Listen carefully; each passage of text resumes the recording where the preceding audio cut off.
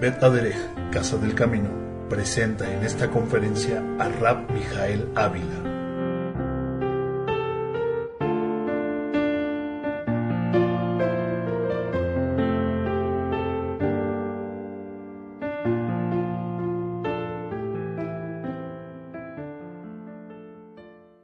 Shabbat Shalom desde la sinagoga Bet Aderech en la ciudad de Cuernavaca, Morelos, México, y estando conectados tanto con la sinagoga Bet Aderech como con aquellos miembros que están fuera. Quisiera en este día que hemos tenido la bendición de leer la segunda Perashá Shavua, la segunda porción semanal de título Noach, ¿verdad? Hoy, que es el día 3 del mes de Heshvan del año 5769, conforme al calendario secular, 1 de noviembre del año 2008.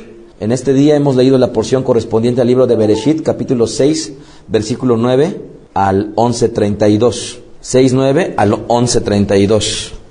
Cuando nosotros leemos esta porción de nombre Noach, difícilmente la gente pudiera estarlo asociando con algún nombre conocido, ¿verdad? Nosotros desde luego que ya sabemos a qué nombre conocido, al menos en los países de habla hispana, se refiere, y estamos hablando de que su equivalente al español sería la palabra Noé, ¿verdad?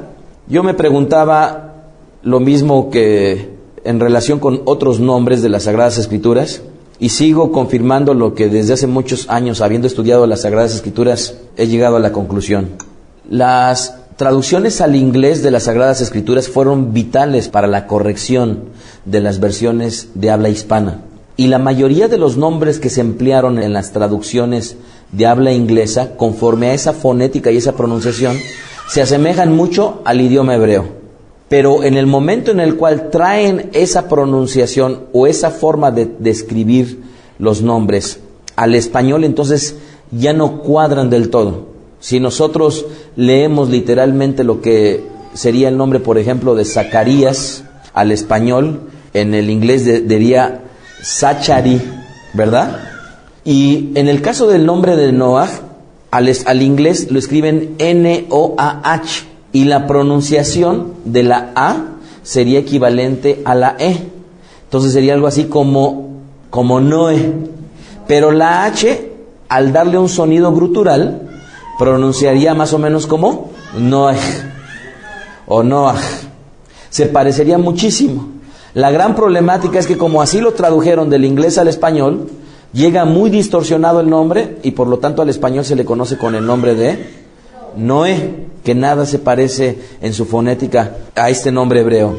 Entonces, Génesis capítulo 6, versículo 9 dice que estas fueron las generaciones de Noach, el Toldot Noach. Dice, Noach ish tzadik, esto es, Noach era un varón recto, justo, ¿verdad?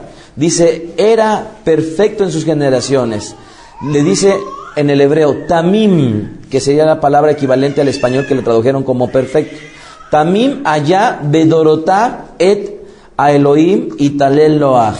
Esto es, era perfecto en sus generaciones, con Elohim caminó Noach. Así está escrito en las Sagradas Escrituras.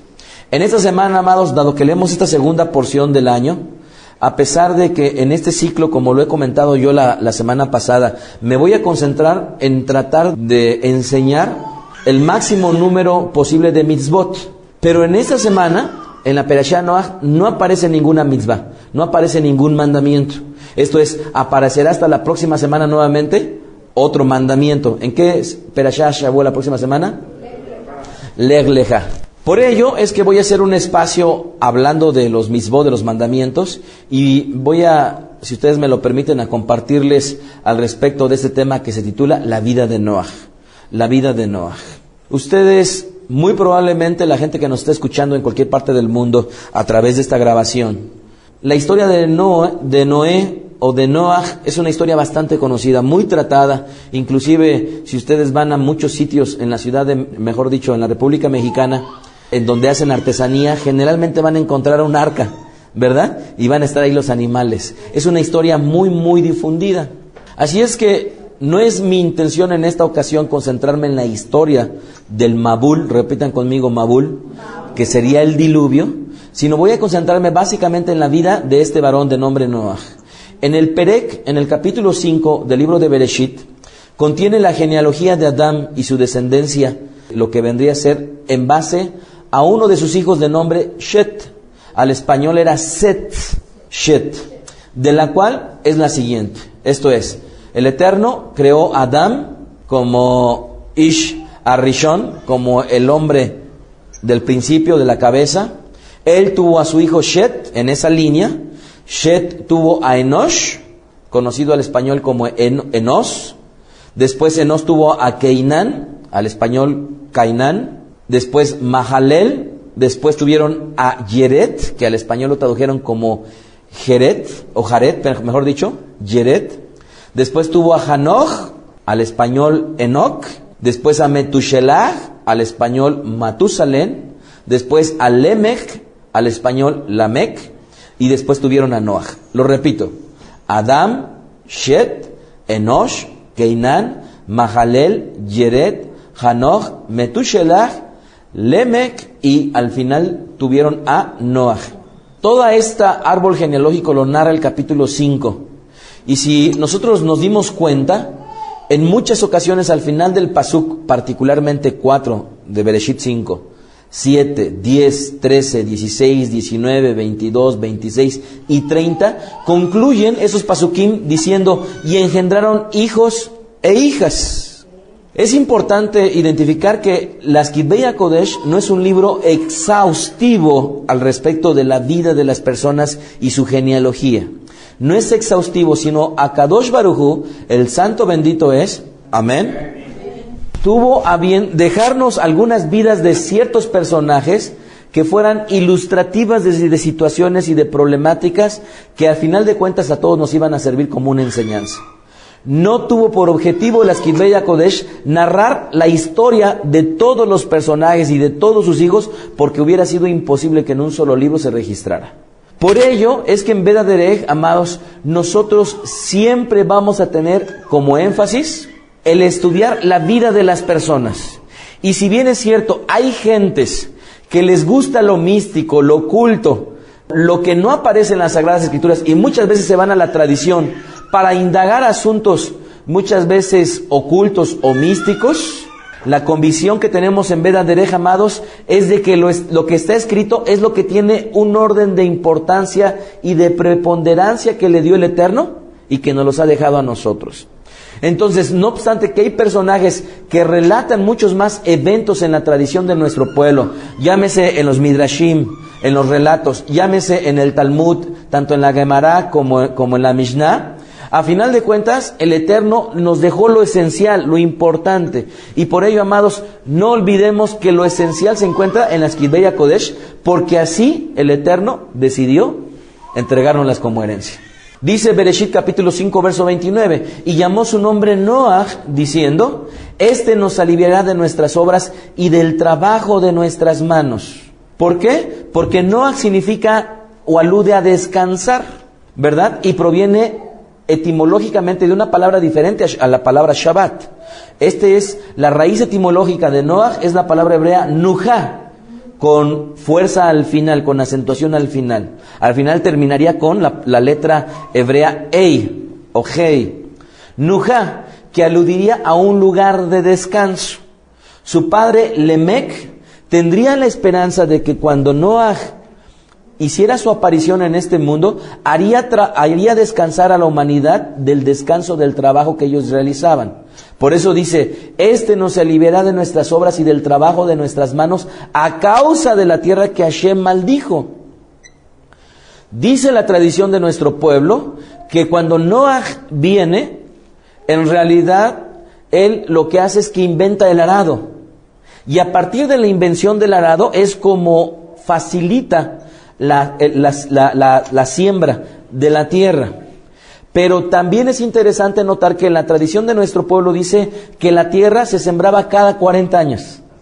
Se sembraba cada 40 años, transcurrían 40 años cosechando y después nuevamente se volvería otra vez a terminar de cosechar y se volvería otra vez a sembrar. Durante 40 años, esto es lo que registra la tradición de nuestro pueblo.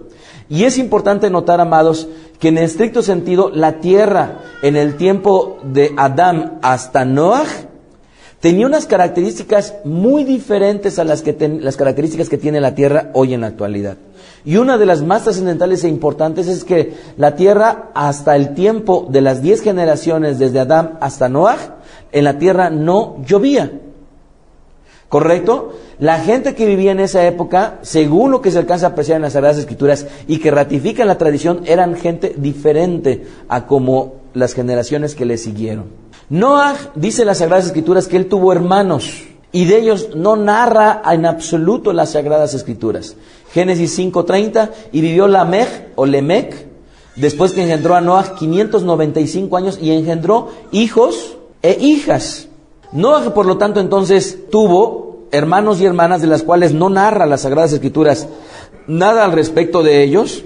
No obstante, el Eterno dejó lo elemental, lo esencial, lo importante para nosotros, y por ello es que nos estamos concentrando en la vida de este personaje ilustre. ¿Qué más nos encontramos? Noaj, ¿cuántos hijos igualmente registran las Sagradas Escrituras sus nombres? Y con esto no quiere decir que fueron los únicos, sino registran nada más tres nombres. Noaj, entonces, tendría a la postre 3 hijos. De estos 3 hijos los narra, ¿verdad?, las Sagradas Escrituras, y dice Génesis capítulo 5, versículo 30. Y vivió Lamech y engendró a Noaj 595 años y engendró hijos e hijas. Y luego el verso 32 dice, y siendo Noaj de 500 años, engendró a 3 varones, Shem, Ham y Jefet. Al español serían Sem, Cam y Jafet. Pero olvidémonos de esos nombres al español y vayámonos a los adecuados, porque al acudir a los nombres en hebreo, cada uno de esos nombres tiene su significado. Noaj entonces tuvo 3 hijos, los cuales lo acompañarían en la travesía de la famosa arca de Noé o de Noaj. En el hebreo la palabra arca es la palabra hebrea tevá, que es justamente la palabra tevá, que es la que empleamos nosotros cuando vamos a Alí a la Torah.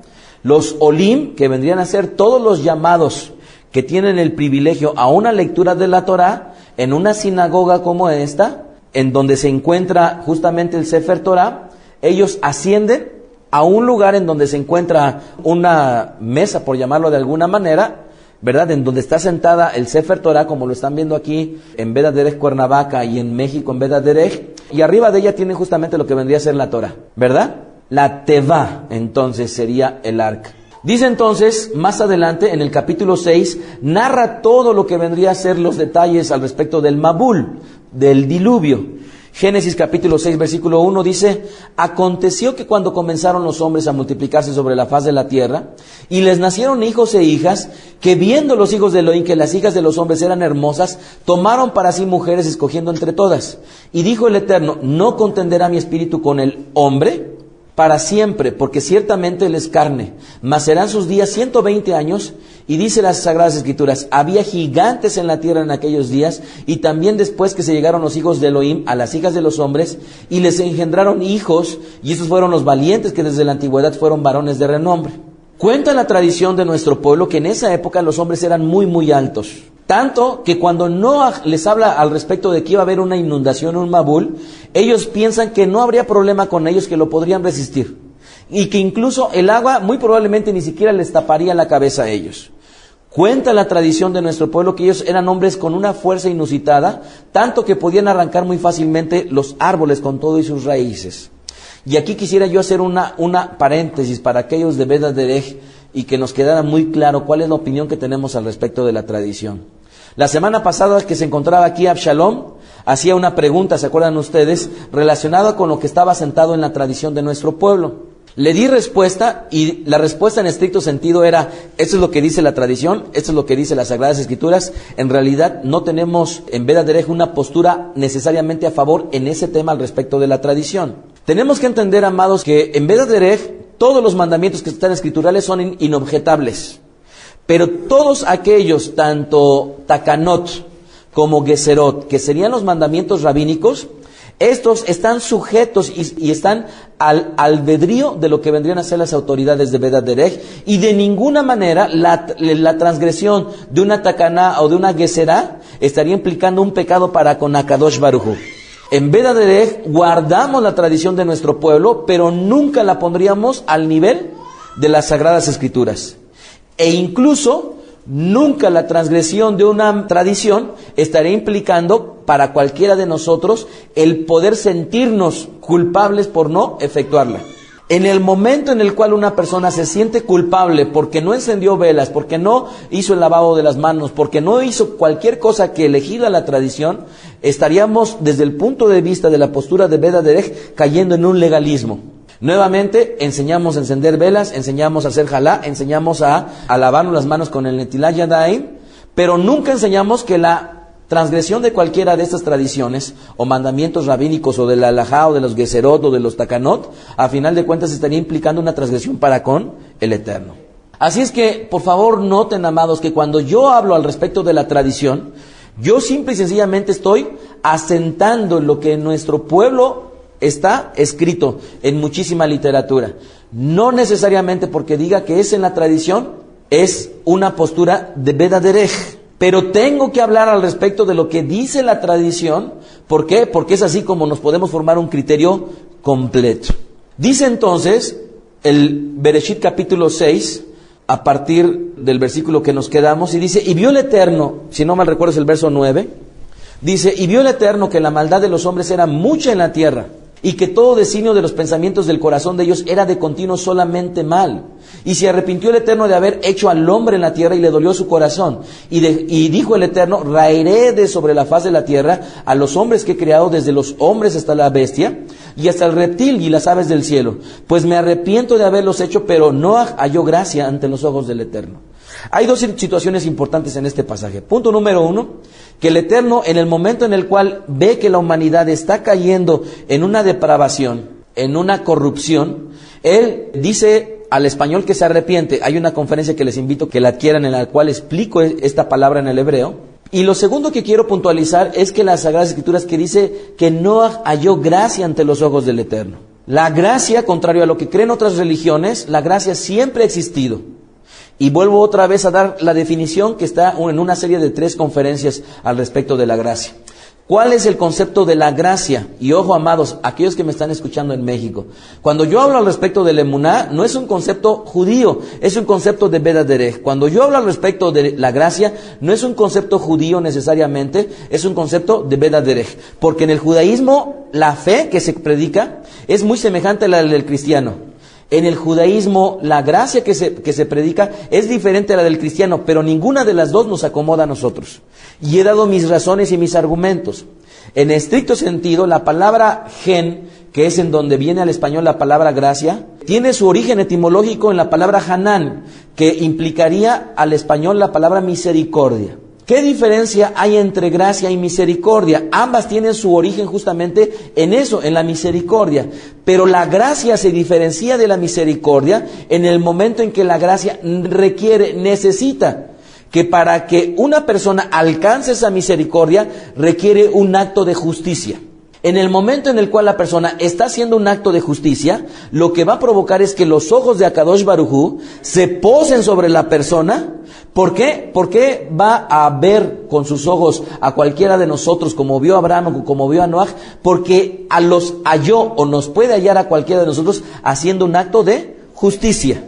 De tal manera que cuando estamos haciendo un acto de justicia, el Eterno tiene misericordia de nosotros y entonces nos otorga sus favores. En el cristianismo, la gracia simple y sencillamente sería un regalo inmerecido, y por lo tanto Noaj no caería dentro de la gracia cristiana, porque Noaj era un varón recto, y por cuanto era recto, obligó a que el Eterno posara sus ojos en él y entonces le otorgara sus favores a partir de compadecerse de la condición en la cual él vivía.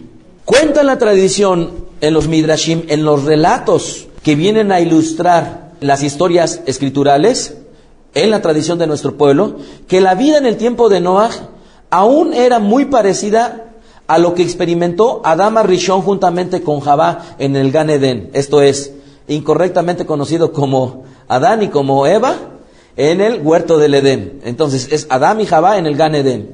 ¿Por qué? Porque dice el Midrash Rabbah, en Midrash Rabbah Bereshit, que los hijos eran concebidos y nacían el mismo día. Esto es, no duraban 9 meses para la que vendría a ser la concepción, sino que eran concebidos y nacían exactamente el mismo día. Incluso cuando nacían tenían ellos ya la posibilidad de caminar.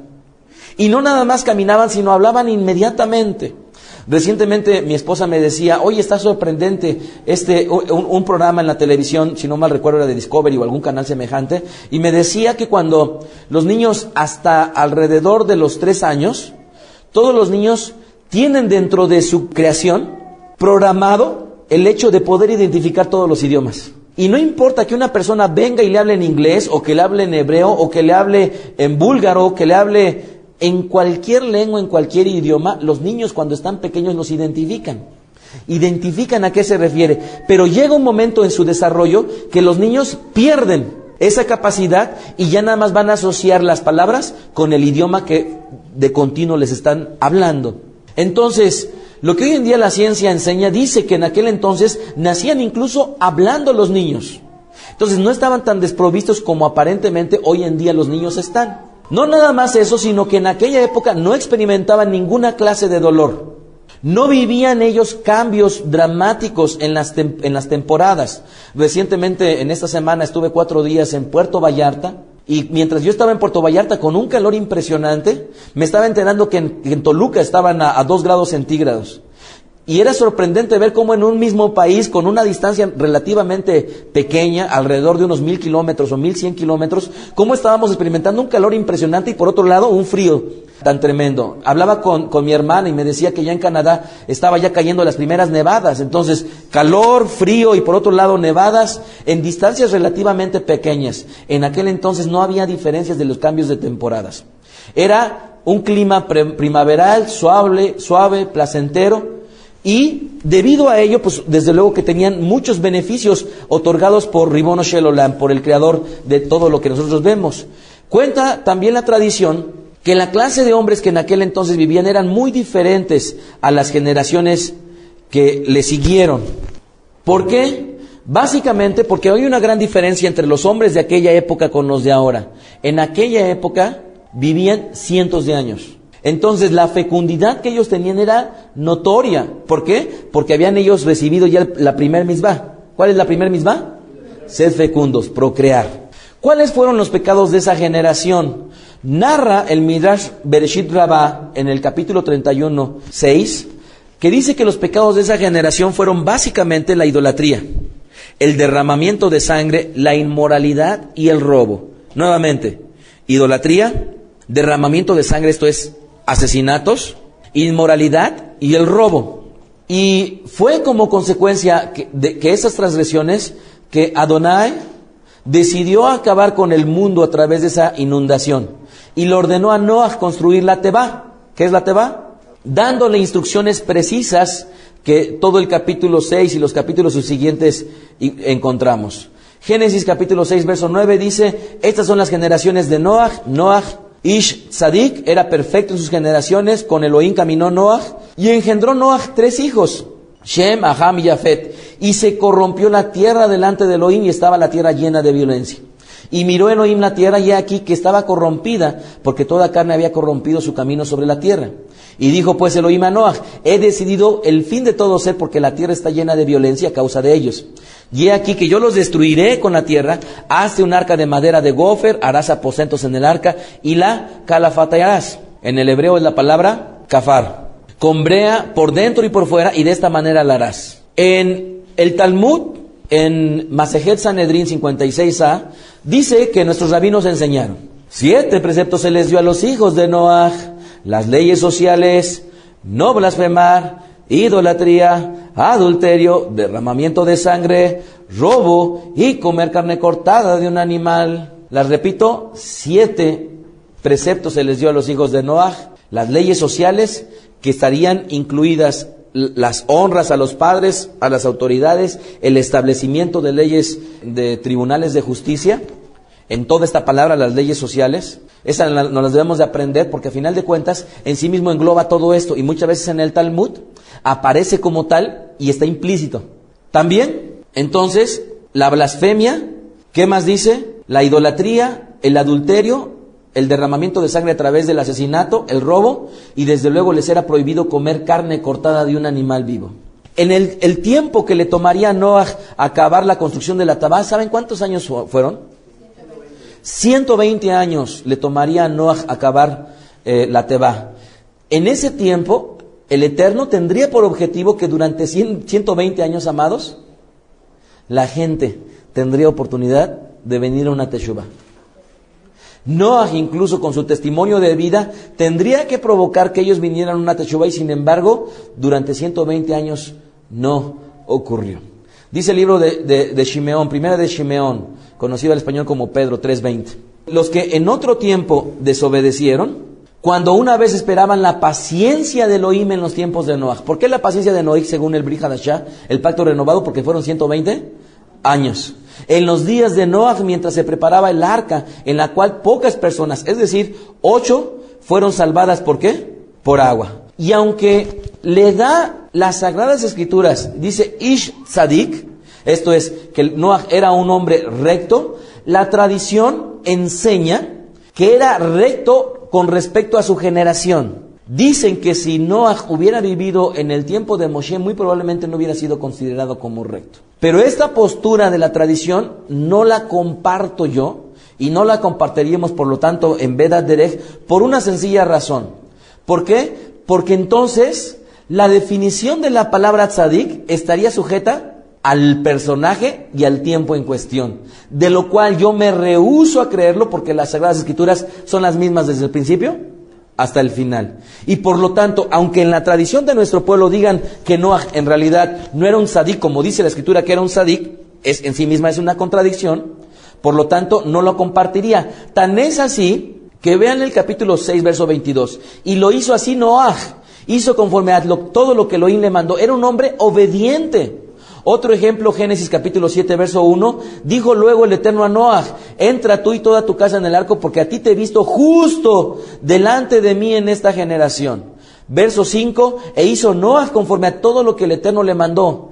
Un hombre, para que sea recto, requiere dentro de sus cualidades que sea obediente, y lo estamos viendo. No nada más ello, sino habiendo leído que Noaj fue llamado un tzadik, un recto, él era obediente, pero no nada más era un tzadik en toda la extensión de la palabra, conforme lo podemos ver en las Sagradas Escrituras, sino incluso, fíjense bien, Noaj en las Kitbei HaKodesh, en las Sagradas Escrituras, fue comparado con Job y con Daniel, que en el caso del último de Daniel, fue un hombre que vivió conociendo Torah, ¿o no? Y si Daniel, conociendo Torah, fue comparado con Noaj, entonces es respetable que la tradición de nuestro pueblo eso lo enseñe, pero escrituralmente sería una contradicción. Y Ezequiel capítulo 14, verso 12. Ezequiel 14, 12. Vino a mí palabra del Eterno diciendo: hijo de hombre, cuando la tierra pecare contra mí, rebelándose pérfidamente, y extendiere yo mi mano sobre ella, y le quebrantare el sustento del pan, y enviare con ella hambre, y cortare de ella hombres y bestias, si estuviese en medio de ella estos 3 varones, Noaj, Daniel y Job, ellos por su justicia librarían únicamente sus vidas, dice el Eterno el Señor. Es un pasaje para analizar, yo nada más lo estoy leyendo. Sigue diciendo: y si lo hiciere pasar por bestias feroces por la tierra y la asolaren, y quedare desolada de modo que no haya quien pase a causa de las fieras, y estos 3 varones estuviesen en medio de ella, vivo yo, dice el Eterno, el Señor, ni a sus hijos ni a sus hijas librarían, ellos solo serían librados, y la tierra quedaría desolada. Y si yo trajere espada sobre la tierra, y dijere: espada pasa por la tierra, e hiciere cortar de ella hombres y bestias, y esos 3 varones estuviesen en medio de ella, vivo yo, dice el Eterno, Akadosh Baruj Hu, que no libraría a sus hijos ni a sus hijas, ellos solamente serían librados. Y si enviare pestilencia sobre la tierra, y derramare mira sobre de ella con sangre, para cortar de ella hombres y bestias, y estuviese en medio de ellas Noaj, Daniel y Job, vivo yo, dice el Eterno el Señor, que no libraría a su hijo ni a su hija, pero ellos por su justicia librarían sus vidas. Así es que narra al respecto de tiempos que ocurrirán al final, pero que los equipara perfectamente en su justicia a Daniel, a Job y a Noaj. Así es que nuevamente respetamos la tradición. Hay cosas que compartimos y hay cosas que no. ¿Cuándo no las vamos a compartir? Cuando en las mismas Sagradas Escrituras las contradigan. Por lo cual, ustedes recordarán, dice las Sagradas Escrituras en Génesis capítulo 7, verso 11.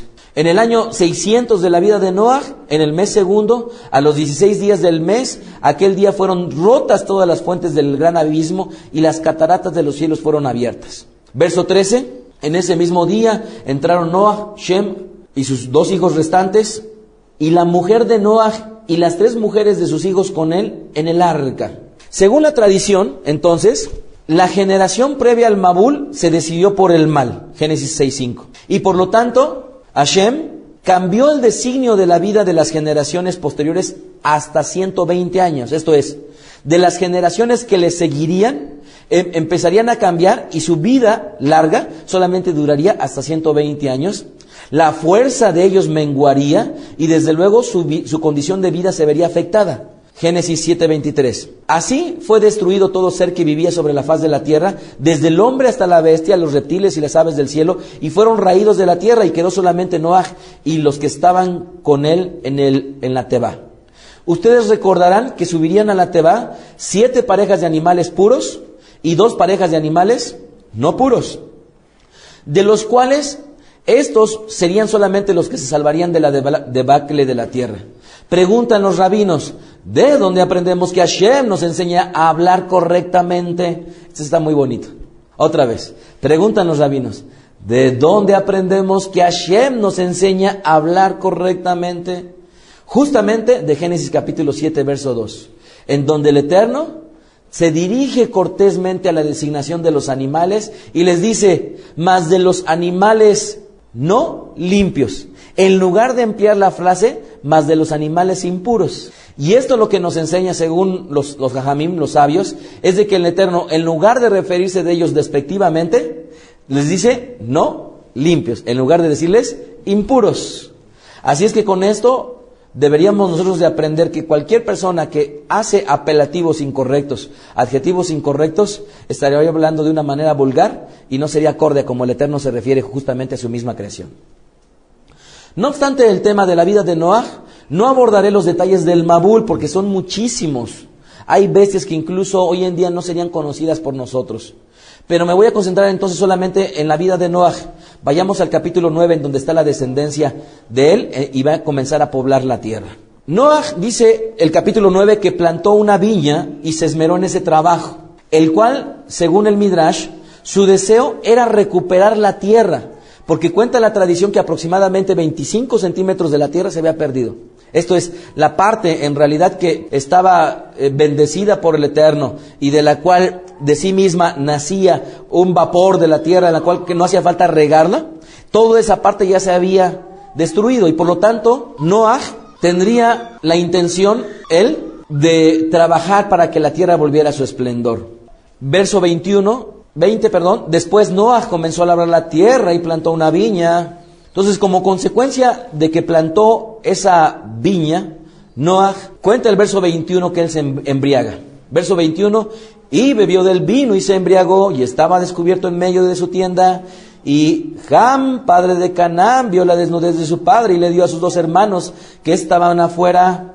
Entonces Shem y Jefet tomaron la ropa y la pusieron sobre los propios hombros y andando hacia atrás cubrieron la desnudez de su padre, teniendo vueltos sus rostros, y así no vieron la desnudez de su padre. Y despertó Noaj de su embriaguez y supo lo que había hecho su hijo más joven.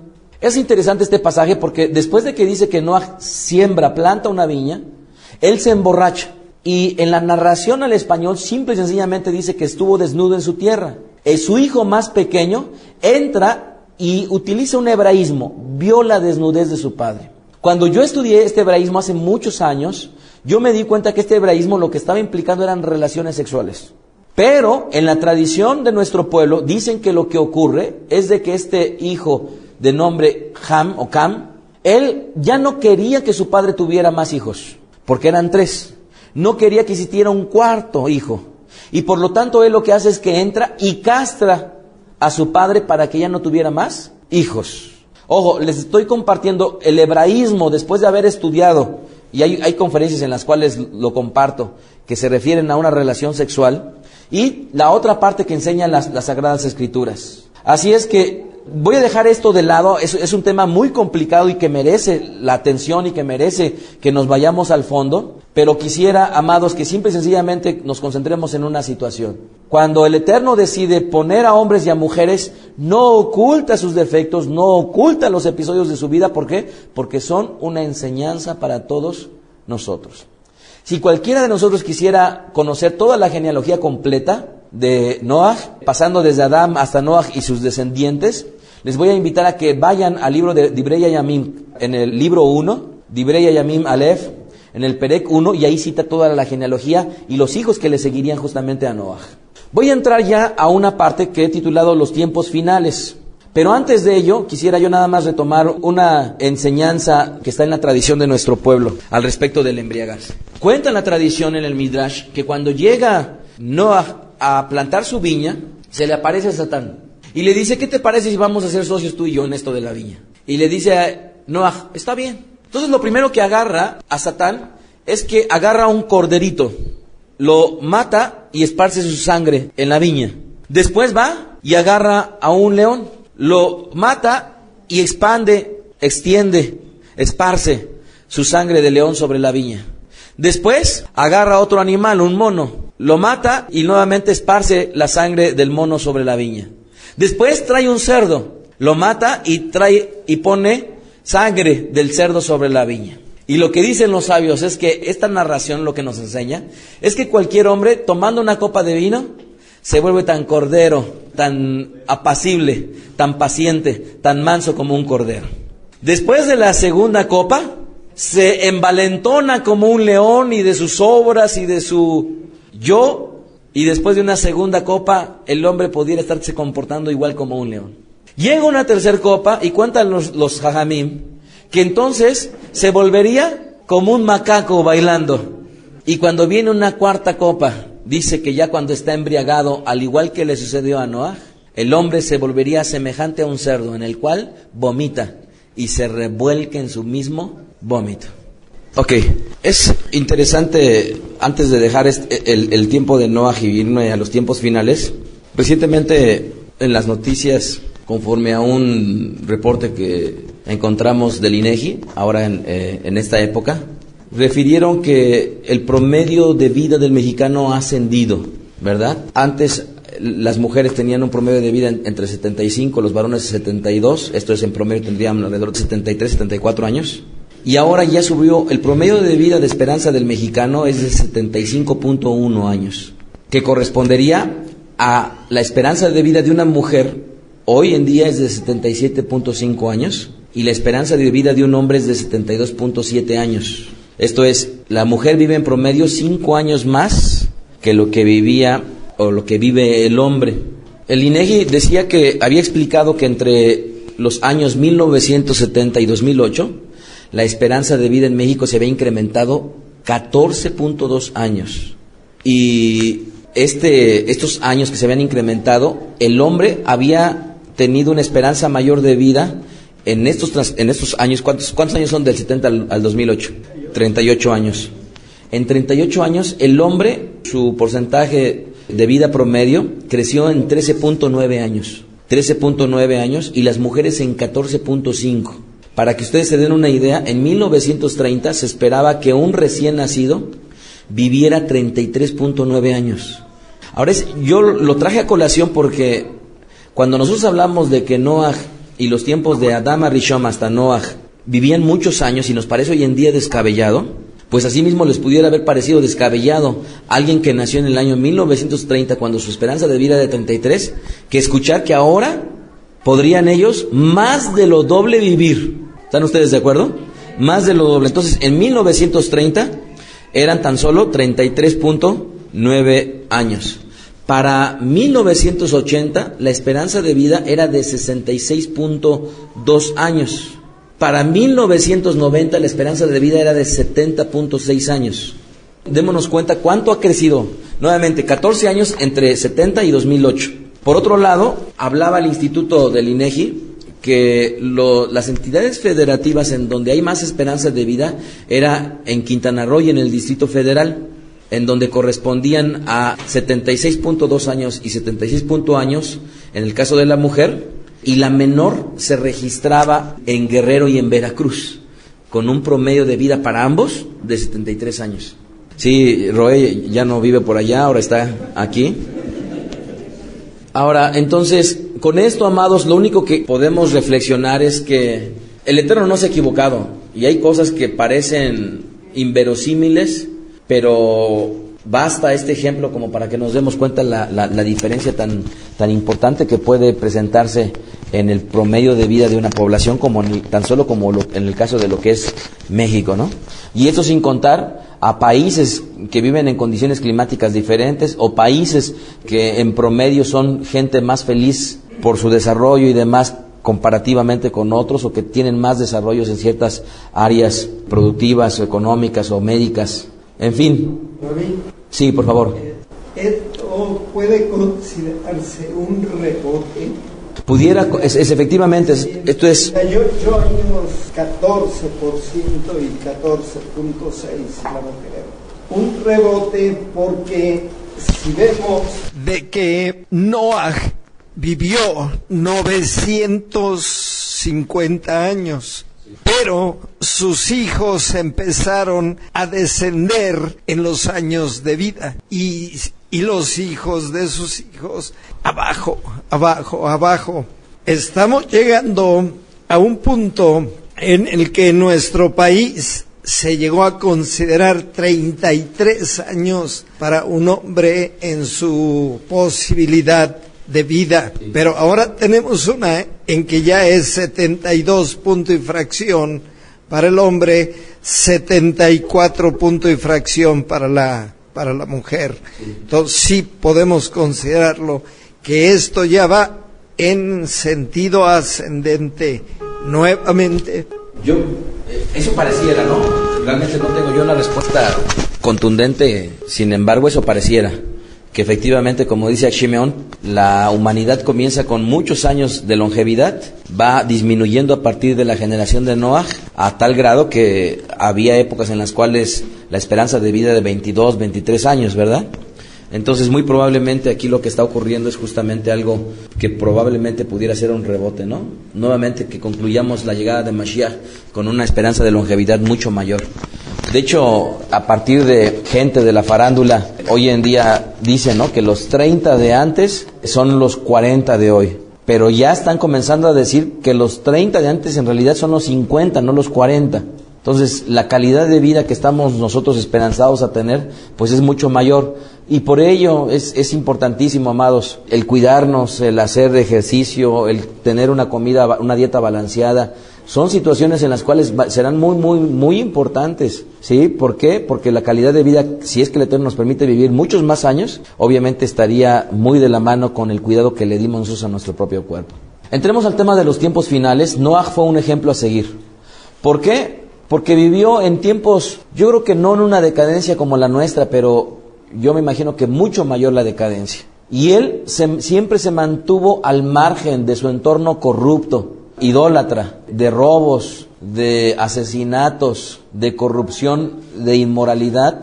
Y no cabe duda que fue un hombre con un gran ejemplo para nosotros. Y por ello es que el libro de Judíos, conocido al español como Hebreos, en el capítulo 11, verso 7, lo pone como un ejemplo de fe, de emuná. Dice, por la fe Noah, cuando fue advertido por Elohim acerca de cosas que aún no se veían, con temor preparó el arca en que su casa se salvase. Y por esa fe condenó al mundo y fue hecho heredero de la justicia que viene de la emuná. Entonces, Noah escuchó al Eterno, le creyó y lo llevó a la práctica. Y Noah y Mashiach tienen algunas situaciones en común. ¿En qué? En que Mashiach, en su genealogía, justamente vendrían los nombres de Shem, hijo de Noah, y el mismísimo Noah.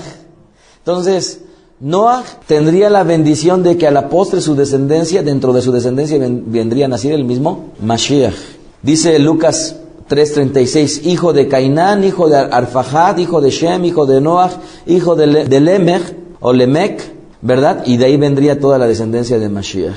Así es que Yeshua Melech HaMashiach, el rey, el Mesías, usó los tiempos que Noah vivió, de los cuales vendrían a ser representativos de lo que vivirá la humanidad en un futuro previo a su advenimiento.